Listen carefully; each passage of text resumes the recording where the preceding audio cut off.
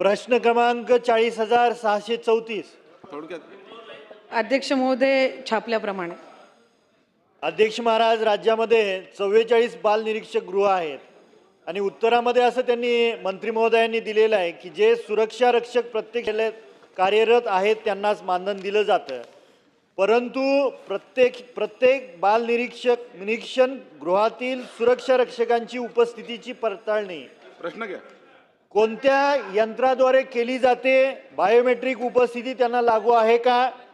आणि राज्यातील प्रत्येक जिल्ह्यामध्ये सुरक्षा रक्षक महामंडळ अस्तित्वात असताना या महामंडळामार्फत सुरक्षा रक्षकांची नियुक्ती न करण्याचे कारणे कोणती? उत्तराचा तास संपला आहे।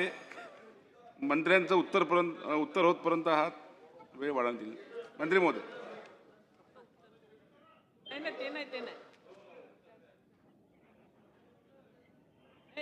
नाही उत्तर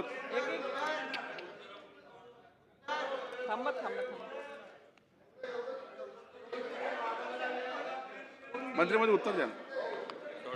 अध्यक्ष महोदय, सन्मान्य सदस्य महोदयांनी जो प्रश्न उपस्थित केलेला आहे, शासकीय निरीक्षण गृहाच्या संदर्भामध्ये एकूण सुरक्षा रक्षकांची 288 पदं मान्य असून 218 पदे कार्यरत आहेत आणि त्यांना दरमहा 18,000 याप्रमाणे प्रतिमाह 39,24,000 इतकं मानधन अदा केले जाते।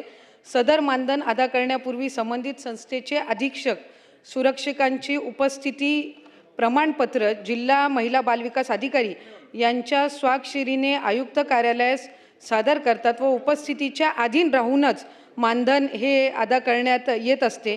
त्याच्यामुळे त्याची जिल्हा महिला बालविकास अधिकारी यांच्या माध्यमातून स्वाक्षरी आयुक्त कार्यालयात सादर केल्यानंतरच आणि त्यांच्या उपस्थितीची खात्री केल्यानंतरच त्यांचं मानधन जे आहे ते त्या ठिकाणी अदा केलं जात असतं।